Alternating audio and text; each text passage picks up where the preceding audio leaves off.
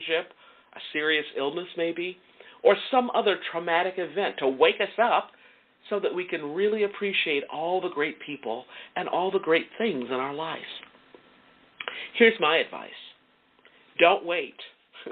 Don't wait for something traumatic or tragic to happen to you.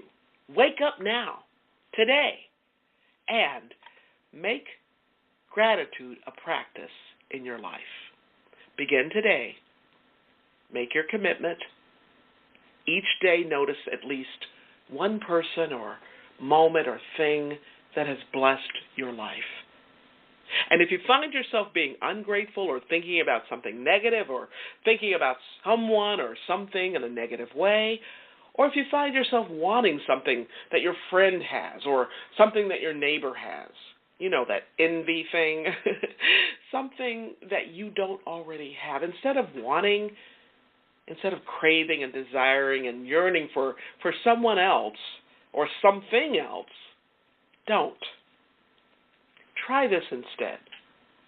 Be grateful for who you are, for the friends and family you have, for the people who love and support you. Be grateful for what you already have. Gratitude and envy cannot coexist in the same space. Gratitude and negativity cannot coexist in the same place. So, sometimes we find ourselves thinking bad or negative thoughts about someone else, sometimes even ourselves. Well, if that's you, instead of that negative voice or thought, substitute a grateful voice or thought for your negative one. Maybe your sister forgot your birthday, or your husband, or your wife, right? But instead of having a pity party, instead of saying to yourself, well, they just forgot to call me or to say hello or to buy me flowers on my birthday. Substitute this thought instead. My sister, my spouse, they've always been there for me through thick and thin, through good times and bad times. My husband, my wife, my sister, my daughter, my son, they've always been there for me. And you know what? They're here today. I know they are. I know my sister loves me and supports me, and she only has goodwill and good intentions in her heart for me. Now, I know sometimes that's really hard to do. I know it's hard for me. And I teach this stuff, right? Okay, and I'm telling you right now. But here's a practice. Before you go to bed, before you go to sleep each night, let gratitude be your last thought. And when you wake up each morning, let gratitude also be your first thought. Just give it a try. You'll be surprised and happy about how gratitude can actually begin to shift and change and ultimately transform your life. So the second gate of gladness is being here now, living in the moment. Now, a lot of people simply don't understand that today is a marvelous gift. That's right. Today is a gift. And you know what? Tomorrow is not promised. That's what I said. Tomorrow is not promised. In other words, do not put off or postpone your life and your enjoyment and your delight in life. Do not wait for even a single day. That day when your life is less busy, right? Or when your life is less stressful. When you're living life as an empty nester, right? Why? Because, something that day may never come. Instead, look for opportunities to see, smell, and enjoy the roses today.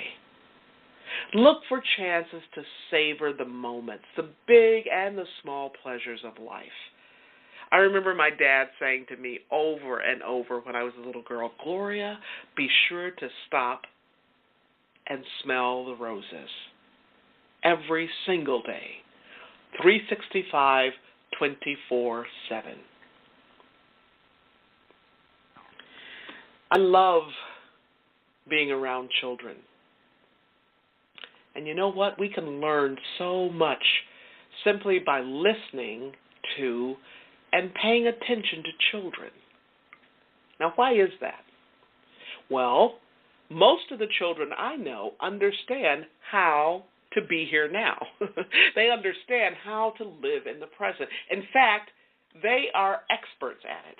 I mean, children focus on the many, many delights and pleasures and positive experiences that are happening, not yesterday, okay, not tomorrow, because they're not even thinking there. They're focusing on what's happening right here, right now, in this present moment. And we could all take a page out of that book, right? And if we did, we would truly enjoy today instead of dwelling on the past or worrying about the future.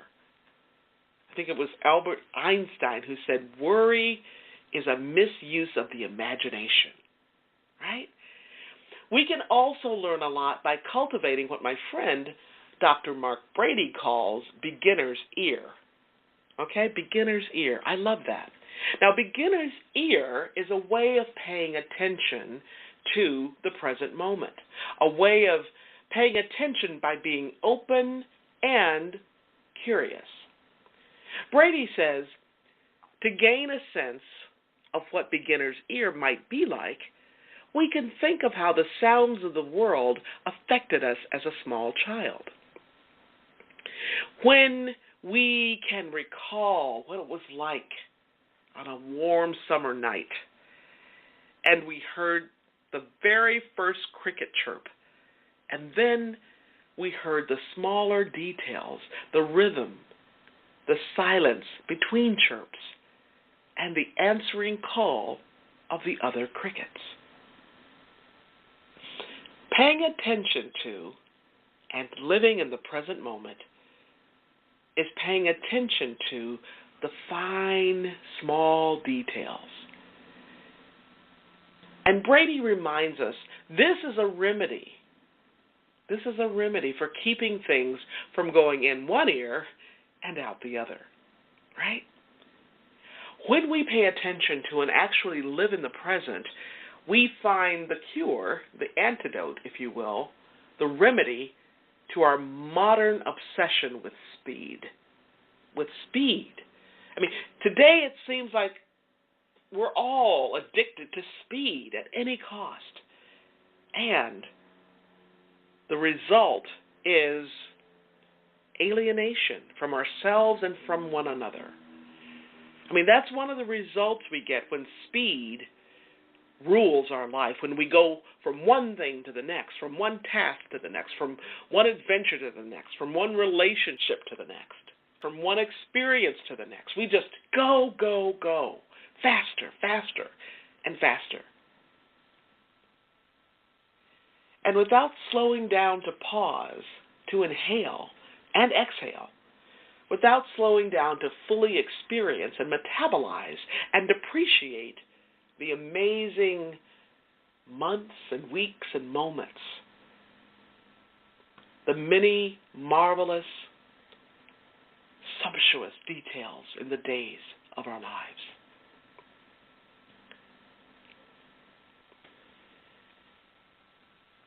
The third gate to gladness, gate number 3, is to cultivate optimism. Cultivate optimism. Now, some people are wired to see the glass, that proverbial glass, as half empty. That's part of their DNA, right? And others are wired to see the exact same glass, but we see it as half full. Now, if you're one of those people who habitually sees the glass as half empty, then I want to encourage you to develop a new muscle, a new habit, a new way of seeing, and a new way of being. I want to encourage you to develop the habit of seeing the positive side of things. Now, don't panic. You don't need to become Mr. or Mrs. Sunshine, right? But what I'm saying is that don't let what's negative in the world filter your whole outlook on the rest of your life, okay? Or what's going on in the world around you. Don't let that filter your experience. My friend DeWitt Jones is an amazing photographer. He's actually a world-class photographer. He used to work for National Geographic, and to get things right, I mean really right, the best photographers have to see things a little bit differently from the rest of us. And for many, many years, DeWitt has devoted his life and work to seeing and celebrating what's right with the world. I just love that. Because what's good, what's really good, and what's really right with the world far outweighs what's negative. Now, if you're not a naturally optimistic person, it could take some time for you to change your pessimistic thinking, your negative thinking, right, into optimistic thinking. But here's a way to begin, okay? Here's a way to begin. You can begin by simply becoming aware. Okay, just notice your thoughts, okay, which raises your awareness. A lot of times our thoughts go through, we have thousands of thoughts during the day, right, but we don't notice them. So you can begin by simply becoming aware, by noticing your negative thoughts as they come across the threshold and enter your door, the door of your spirit. And as your awareness increases, then you can begin to ask yourself a few key questions, and here they are. Okay, so as these negative thoughts are coming through, ask yourself, is what's happening really as bad as I think it is? Okay, is what's happening really as bad as I think it is? In other words, hold that little thought up to some scrutiny, right? Another question to ask yourself is, how might I look at this situation differently?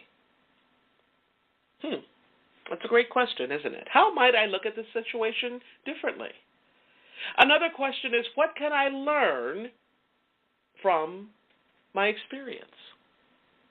Okay? I'm going to repeat those questions. Here are the questions to ask yourself as these negative thoughts come in. Is what's happening really as bad as I think it is? How might I look at my situation differently? And what can I learn from my experience? Great questions. Okay. Gate number 4, D, is devote yourself to your relationships. Did you know that one of the best gifts we can give to others is the gift of attention? They say that for a child, that's what love is. Attention. I think that no matter how old you are, that's true. Love is attention. We can give our attention to those we love in many, many ways.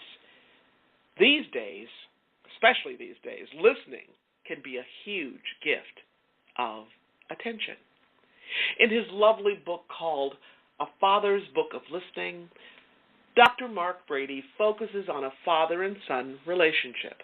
But one of the reasons I love this little gem of a book is that it doesn't have to be a father and son relationship. His pearls of wisdom and experience apply to any relationship.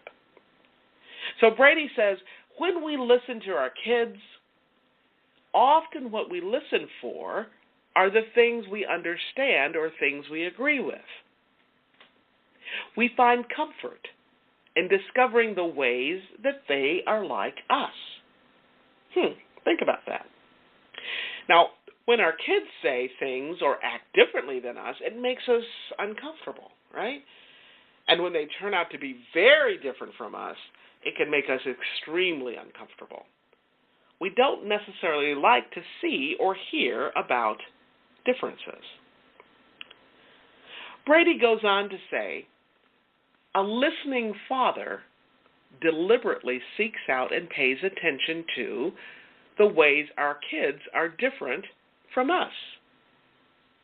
We begin to appreciate the ways they have been shaped, molded, and often distorted by culture, schooling, family of origin, genetic makeup, and any number of unknown factors. Like snowflakes, no two children out of the billions and billions are ever exactly alike. after we've learned to listen to differences and to develop an appreciation for